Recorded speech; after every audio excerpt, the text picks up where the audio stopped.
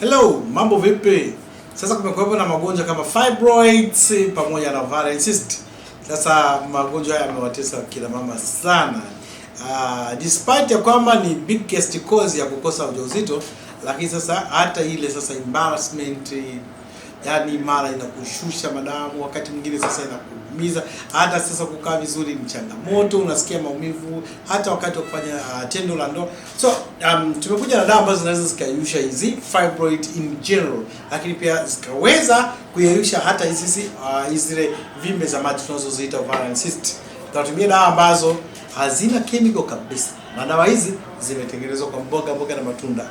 Mind you, dalili ni nyingi ambazo zinaweza kusababisha hii kitu, lakini sasa kwa leo mimi nimekuja tu na habari njema kuhusiana. Sasa tumepata uwezo wa kuziyeyusha. Sasa tumeletewa habari njema ya kwamba sasa nao zinayeyuka kwa kutumia dawa ambazo sina chemical kabisa, zilizotengenezwa kwa mboga na matunda.